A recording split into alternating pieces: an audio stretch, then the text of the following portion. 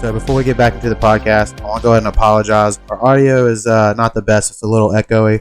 We forgot to reposition the microphone after last take. Anyways, I hope you enjoy. We're just going to roll with it. Please just leave us a like, subscribe, and we'll fix it next time, promise. What's going on, everybody? We're back. This is Coordinated Chaos. We are going to be recapping Week 4 of the NFL season, as well as I'm going to do a Thursday night football preview between the Broncos and the Colts.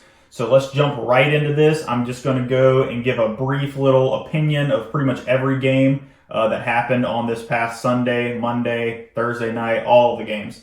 So let's get right into this. We're going to start with the Thursday night football game, Bengals versus Dolphins. If you follow me on TikTok, you saw that I predicted the Bengals were going to win, as well as cover the 3.5 spread there.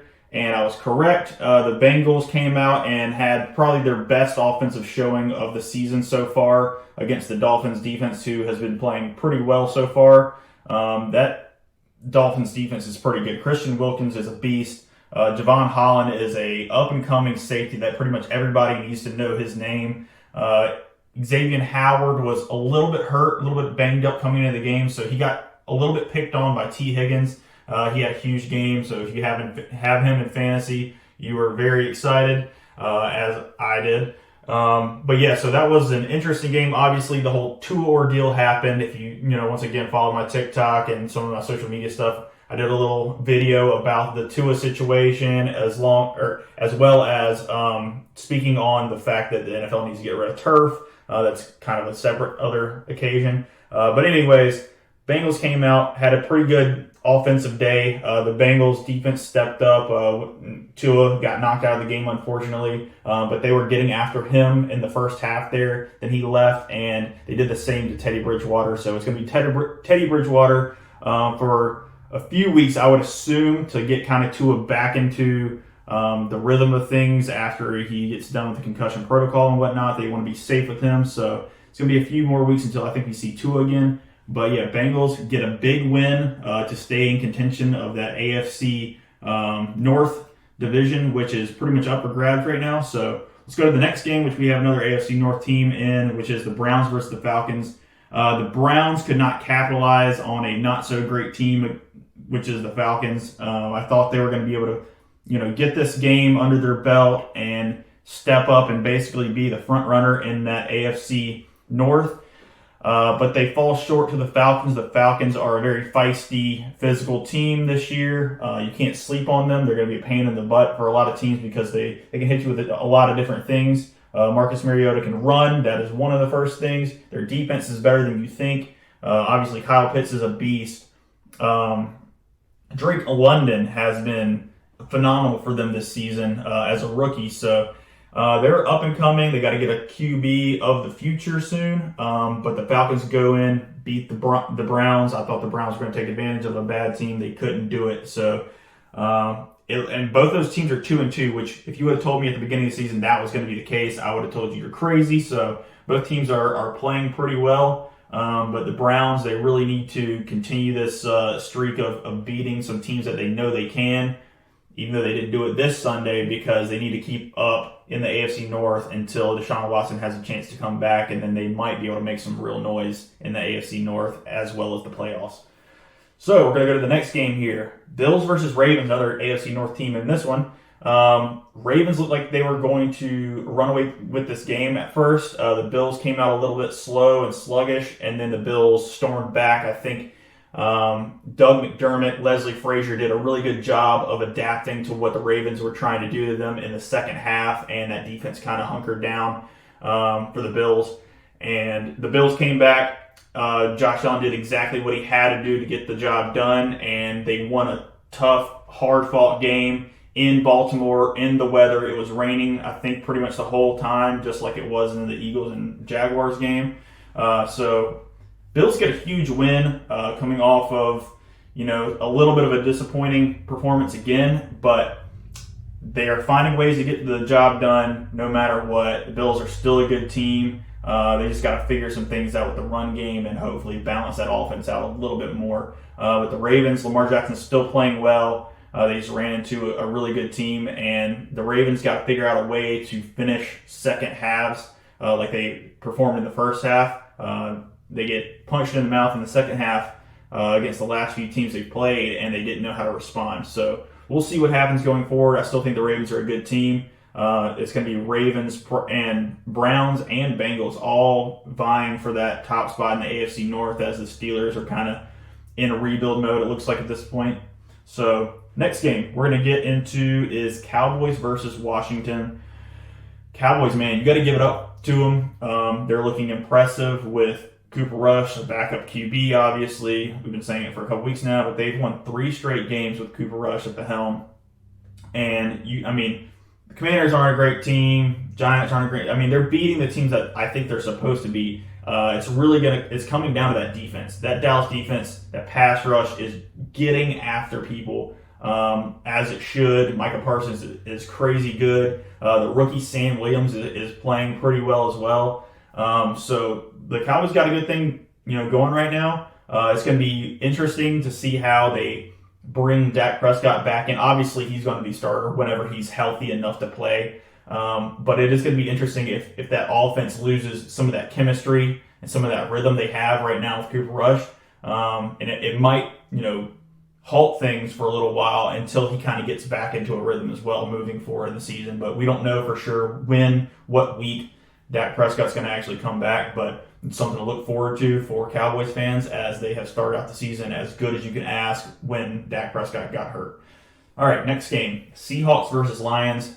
Absolute offensive juggernaut game. The Detroit Lions have, I think, scored the most points in all of football. They're ranked as the most explosive offense in all of football at this point in time, which, once again, one of the things, if you would have told me was going to be the truth, 4 weeks into the season, I would have told you were crazy. But Seahawks went after the Detroit Lion defense, which is ranked 32nd. So they got the best offense and the worst defense. So for fantasy purposes, grab as many Detroit Lions players as you can at this point, basically.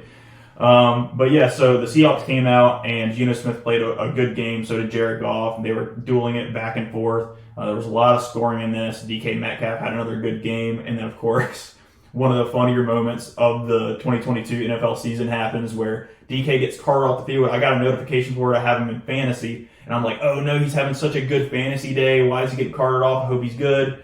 And it looked like he got carted back to the bathroom because all he had to do was take a dump, which was hilarious. And he tweeted about it later and saying the pinched butt walk was not going to get it done. Essentially, he was going to dookie himself if he had to run or walk back to the bathroom himself.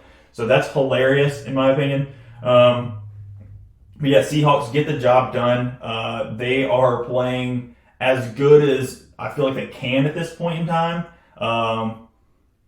Literally, Geno Smith is playing better than Russell Wilson is on pretty much every front, which is hilarious. It's funny because of the whole ordeal with him leaving, and just you thought he was just going to leave, so much behind with the Seahawks, and he was going to greener pastures with the Broncos, and the Broncos looked so bad, and the Seahawks looked pretty competent, especially with Geno Smith playing as well as he has. And so, statistically, the fact that Geno Smith is doing much better than Russell Wilson is this far in the season is pretty funny stuff. But yeah, Seahawks are playing pretty well right now. They get the win. Next game, we have the Chargers versus the Texans. This was a get-right game for the Chargers as they lost the game last week. They ran the ball well with Austin Eckler, passed the ball pretty well and efficiently with Justin Herbert. They're still waiting on the return of Keenan Allen, so that offense, I believe, is only going to get better as the season progresses. Houston, I don't know what to say about them. They're just one of the worst teams, I guess you could say, in the NFL, unfortunately. But the one bright spot at this point in time is if you own Dameon Pierce in fantasy leagues, you are becoming a happier camper. It started out a little slow for you in the first few games, but he is getting majority of the touches, and he is pretty explosive, and he looks like a pretty good running back. Had a 76-yard touchdown run in this game against the Chargers, so he's picking up steam. So there's one positive for the Houston Texans moving forward. But yeah, Chargers get the win. That's huge for them to get back on track after the loss. Next game, we have Titans versus Colts. The Titans just steamrolled the Colts in this one. The Colts continue to look really bad. Unfortunately, I don't know I haven't gotten to see a whole lot of Colts football so far this season, but it looks like Matt Ryan is not doing so hot. And because of that, the run game is struggling, and Jonathan Taylor obviously can't get going as much as he did last year when the offense was a little bit more balanced. But yeah, so the more negative game scripts that the Colts are in, the worse Jonathan Taylor's going to do for fantasy. There's a lot of implications there. It's kind of a mess for the Colts right now. They play Thursday night football against the Broncos, which I'll be previewing later in the pod. But they have to try to get back on track. Titans just rolled them. The Titans are rounding into form here. Derrick Henry, they're getting him the ball. I said it last week on the pod. So if you watched any of that Colts and Titans game, they actually did pass the ball more to Derrick Henry in this game, and it worked to perfection once again. So they really need to just utilize Derrick Henry as much as possible just to make that offense a little bit more formidable going forward. But the Titans get the job done. They're going to stay in contention in that AFC South division that the Jags are playing well in right now. Texans and Colts, they might be just kind of fading into the background as the season goes on. So we'll see between the Titans and Jags who actually ends up coming out on top here. But I like both of those teams going forward. Next game, Bears versus Giants. I'm going to go ahead and say it. Bears, not good. Obviously, when I said the stat last week of Justin Fields throwing basically the least amount I've pretty much ever seen a starting quarterback throw, it's just the trust factor of the Bears not really knowing if they can trust Justin Fields to get the job done. It's hampering their offense. Khalil Herbert starts over David Montgomery in this game. Usually Khalil Herbert does a really good job in relief of him, and he just had an okay game. The Bears just couldn't get anything going on offense because of just how bad that offense has been. And then on the flip side of this, we have the Giants, who, you got to give some credit to Brian Daboll here. He has taken a team that hasn't won a whole lot of games the last 4 or 5 years, and he has them 3-1 at the beginning of this season here. But I have to say that they might be the worst 3-1 team I've ever seen in my life. I think they're still pretty fraudulent, if you ask me. We'll see going forward if they can compete with some of the other teams in the NFC East, even though they've already lost to Cowboys. Eagles, they get to play the Giants much later in the season, so we'll see how that goes. But like I said, you got to give some credit to Daboll just taking a really bad team and making them win games that they, in the past, probably would have dropped otherwise. Next game, Jaguars versus Eagles. It was a disgusting, windy, rainy, wet day in Philadelphia. It's not always sunny in Philadelphia. That was a horrible joke. Moving forward, all right, we got the Jaguars came in kind of hot. Eagles obviously came in hot.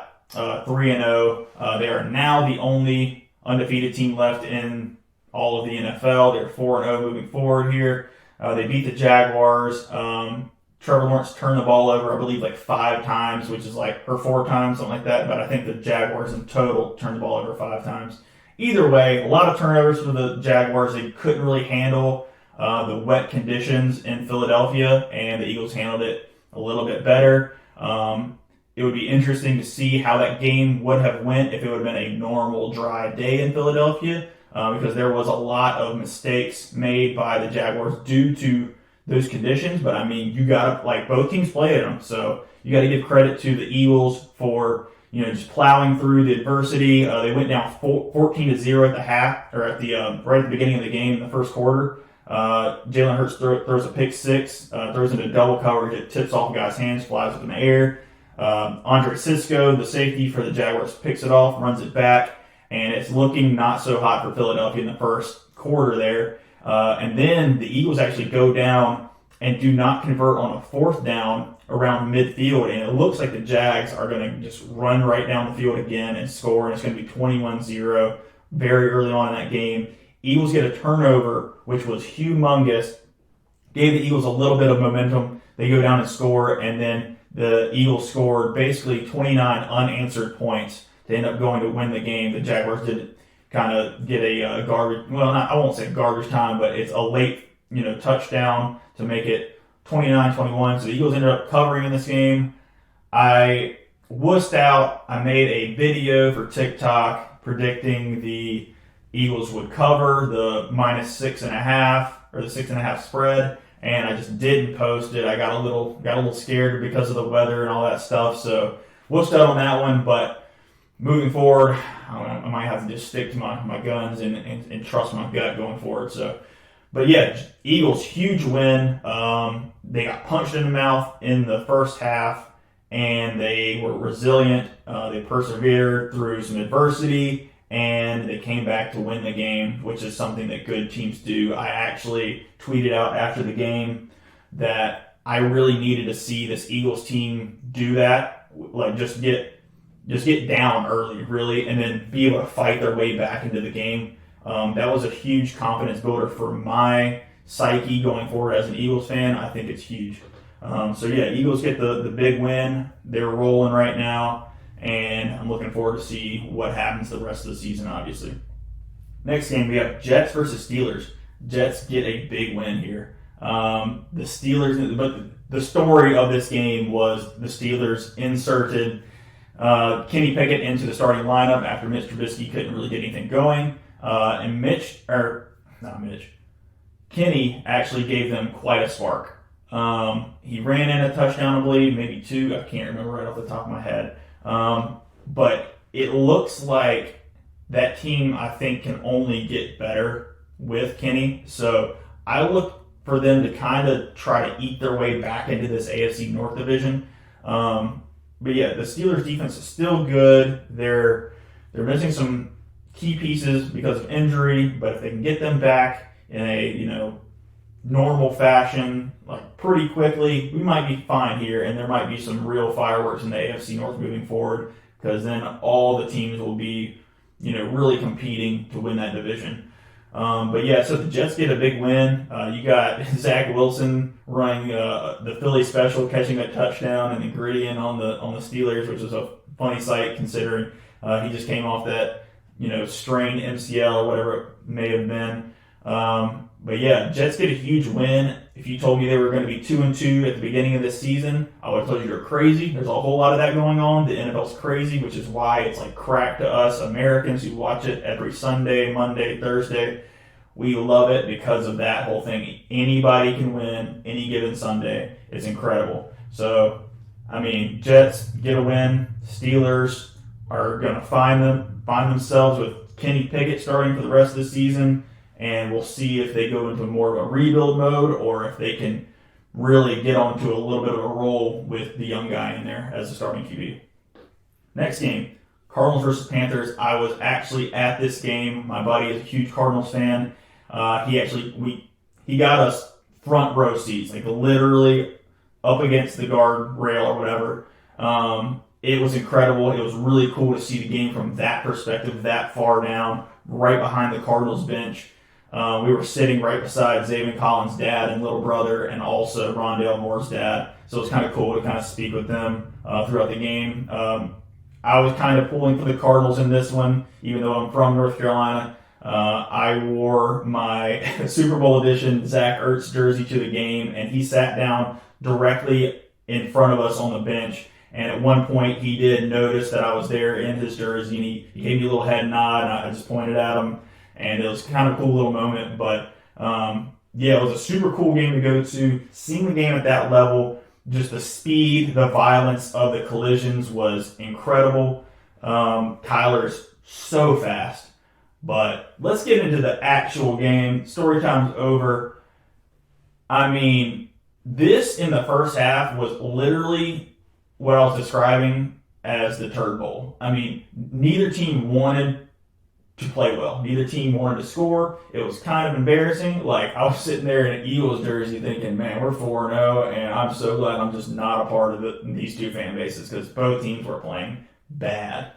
The Panthers looked like they had zero hope. saw a report earlier in this week that said that Matt Rule has lost the locker room, which it looks like it based on the way they're playing. Baker's playing not so hot. They're still not getting the ball into Christian McCaffrey's hands as much as I think they should, even though in fantasy-wise, he did have a pretty solid day, had a garbage time touchdown at the end of this game to really hone that in. But yeah, so the Cardinals finally, by the second half, got way too many possessions not to finally get into a little bit of a rhythm because the Panthers' offense just kept stalling. The Cardinals' defense is actually pretty solid. So it's going to be interesting to see what the Eagles do against them next week. But yeah, the Cardinals defense played really well, and it was only a matter of time before the dam broke with the Panthers defense because they were playing pretty well in the first half as well. They had a pick six, which is pretty much the only scoring the Panthers did until garbage time, which is pretty embarrassing for their offense, who actually has pretty decent weapons. And that O-line is better than it has been in the past, but it just looks ugly for them right now. The Cardinals finally got stuff going. They're doing a really, really weird thing, and maybe this is just something I'm noticing because of, fantasy manager ownership of certain players. I have James Conner, and I was watching this game, and he's pretty much only getting in the game on short yardage, like 3rd and 3 and shorter, and then goal line stuff. He's hardly in the game when it's normal, just like 1st and 2nd down stuff. So that's kind of concerning going forward if you're a fantasy manager of James Conner. It's just something to keep your eye on to see if that continues.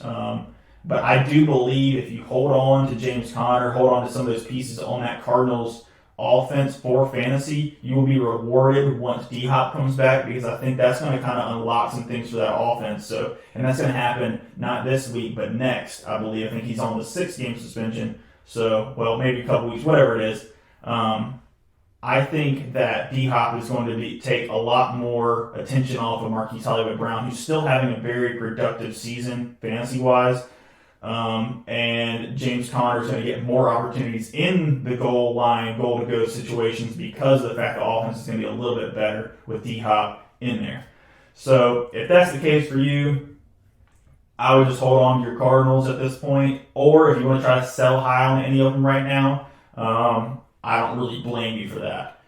But yeah, so Cardinals get a big win for them to try to keep up in that NFC West, who it looks like it's kind of up for grabs as well again.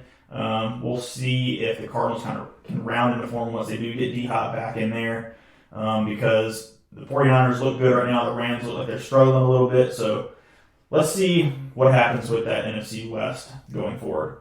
Next game, we have Patriots versus Packers. This game should not have been as close as it was. It ends up going to overtime. Aaron Rodgers makes some clutch plays at the end of the game to tie it up and then to go down and kick the field goal to win it. And should have never happened because basically Bailey Zappi was the third-string QB going into it, and he pretty much had to play the entire game. And they took the Packers to overtime with a third-string QB. So that does not bode well for the Packers moving forward. But I will say I think the Packers and Aaron Rodgers are beginning to start to trust each other a little bit more. Aaron is throwing more to Romeo Doubs, who is stepping up right now in the absence of Devontae Adams and that huge hole he has left. But I think the Packers will continue to get better as the season goes on. But they slip one out, and I don't know. It's just the Packers still have some things to figure out. The Patriots, unfortunately, right now are just kind of in purgatory without Mac Jones. So we'll see going forward if the Patriots can kind of get some things going, but it looks like that's going to be a Dolphins-Bills division, and the Jets have a chance of actually finishing third in that division for the first time in a long time. I don't think it's going to happen, but they're in contention. So we're going to move on to the next game. We got Broncos versus Raiders. If you follow me on TikTok, once again, I did. This was my Logan's lock of the weekend. I had the Raiders winning this one, -2.5 over the Broncos. My whole reasoning behind it, the logic behind it was I just don't see this Raiders team, who has some really, really good options on offense, going down 0-4. I just could not see it. I didn't think there was a way in the world it was going to happen. So I just went with my gut on that one. as well as the Broncos just have struggled so mightily on offense. Their defense is actually still pretty good.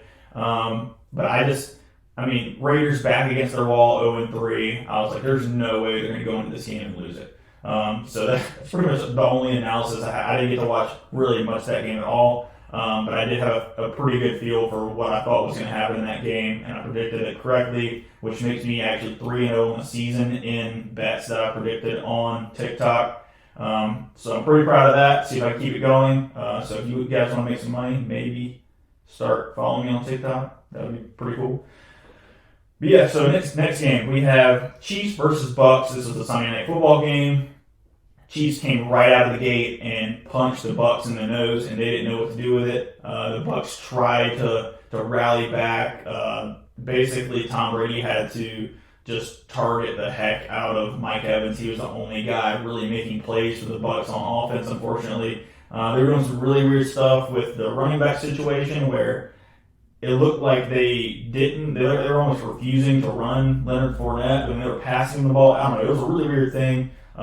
It's just something I noticed once again because of fantasy ownership, whatever. I had Fournette in a couple leagues.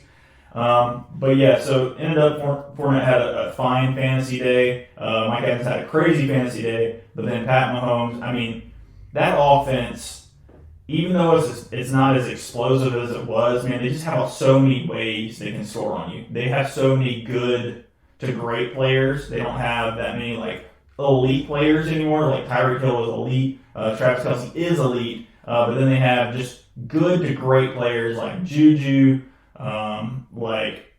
You got the Fortson guy. You get the Watson fella. They got just weapons that they can use in very specific spots that can put you in a bind.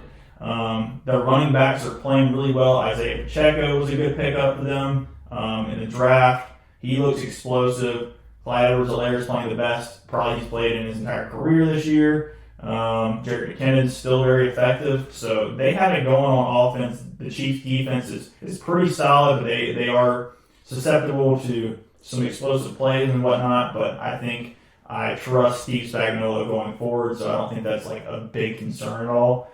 Chiefs look like, I would say, probably the best team in all of football at this point in time. Tampa Bay has looked sort of rough. They're just not as good as they have been in the past few years. But we'll see if they can kind of get things going late in the season. I still think they're going to be in playoff contention, obviously, because I don't think anybody else in that division is going to win. So that was a pretty fun game. Let's see. I think I skipped the game. Did I say anything with the Vikings and Saints? I don't know. Either way, let me go back to the Vikings and Saints. This was the London 9:30 game. Woke up to it on Sunday. Was watching this. The Vikings, I don't know, man. They're struggling right now. They get the win somehow, which I was excited about just because, and I'm like a broken record at this point because of the fact that the Saints or the Eagles own the Saints' first-round draft pick. So I love when the Saints lose because of that. But I look at the Saints were almost a better team in this game. Andy Dalton was, performing pretty well. Chris Olave is a stud. They got weapons in New Orleans. Kamara hasn't played very well the last few weeks. But I feel like if they get more healthy, they're going to be a better team. But for my sake and Eagles' sake in general, I hope not. But Vikings slip one out. They stay in contention in the NFC North. So we'll see. The Vikings still just didn't look like a very good team. Maybe I think I was a little wrong on them, saying that they were still kind of a big time playoff / Super Bowl contender after week 2, even though the Eagles smoked them. I don't think they're going to be able to really compete this year. So we'll see going forward what that's about. But let's go to the next game. The last game, Rams versus 49ers. In this one, I was talking to my brother-in-law, and we were, kind of debating what was going to happen in this game. And I had to go with my gut on this one. I just said there's no way the Rams were going to win this game because of the fact that basically the 49ers just had the Rams number the last few seasons. Kyle Shanahan has always performed well against McVay. McVay's technically like one of his underlings, so people like tend to forget that because McVay's technically had more success in the league than Shanahan. But Shanahan pretty much taught everything McVay knows. So he just always has a number. Usually the 49ers are more physical than the Rams at every turn. They were last night. They were getting after Matt Stafford. Matt Stafford throws a pick six. He's not performing so hot. That offense looks super suspect for the Rams. They're just refusing to throw the ball to Allen Robinson. I don't know if that's just because Matt Stafford doesn't trust him yet, or if he's just not really getting open at all. But Allen Robinson is one of those guys that's more of a contested catch, type of wide receiver. So you got to kind of give him chances sometimes. But he's just ultra targeting Cooper Kupp at this point, which I don't blame him for doing because he catches everything thrown to him essentially, and he's unbelievable. But the Rams defense still was pretty good. But going forward, man, I don't know how many more games the Rams are going to be super competitive in when it comes to good teams in the league. I thought they were still going to be a big-time contender in the NFC, and I just don't know if I see it, progressing in that direction anymore. We'll see going forward, but the 49ers made them look stupid on Monday night, and it was not very close, even though Jimmy G kind of wanted to make it close because, that's the only thing, man. Really, the 49ers rosters / coaching staff / everything else, the 49ers have one of the scariest rosters and teams in all of football if they just had, any other quarterback. If you can you imagine just, for example, Jalen Hurts as the quarterback of the 49ers right now? They would be by far the best team in all of football. You couldn't, I don't know. It's just it's unfortunate that the 49ers have to deal with a quarterback like Jimmy who he does just enough for them to be very competitive. I don't know. It's a really weird thing. I just think Jimmy is way overrated sometimes, and that's the whole reason why they drafted Trey Lance in the first place. So interesting going forward for the NFC West. I think they're probably going to end up winning at 49ers. So we'll see going forward what that looks like. All right, let's move right into Thursday Night Football preview for the Broncos versus the Colts. This line is the Broncos minus 3.5, or, obviously Colts plus 3.5. I don't know. At this point in time, I'm going to have to do some more research, see if this line moves at all in any certain direction. Right this second, I don't know if I can give you a full-blown prediction on the spread and whatnot, but I have a gut feeling that the Broncos are actually going to win this one. The Broncos' offense it's progressively getting better as the season goes on. Russell's finally getting into a little bit of a rhythm. He had 3 total touchdowns in that game against the Raiders. So we'll see. And the Colts just look so pathetic at this point in time. The defense is bad. So I think Russell and that Broncos offense can take advantage of the Colts in this Thursday night matchup. So honestly, right now, I'm not super 100% confident in this, but I think I would take the Broncos and the points in this one. But once again, check me out on TikTok because I will be giving you for sure what my lock Thursday Night Football prediction will be with the spread on this one. Probably tomorrow is when I'll make that video and put it up. But right this second, I can't give you a full-blown, but I'm leaning Broncos with the points. So that pretty much does it for the Week 4 recap / Thursday Night Football preview. You guys follow us on all of our social stuff. Obviously, we're on YouTube. We are on Spotify. We're on TikTok, Instagram, Twitter. Follow us on all of it so you get all the content possible. I appreciate Weston once again for editing the podcast. He's the man. And we will catch you next week. Follow me on Twitter if you want, not Twitter. Follow me on TikTok if you want to win some money because I am now 3-0, looking to go 4-0 or maybe 5-0 this weekend in predictions with the spread and whatnot. So if you like money, follow me on TikTok. I appreciate it. Peace. We'll see you next week.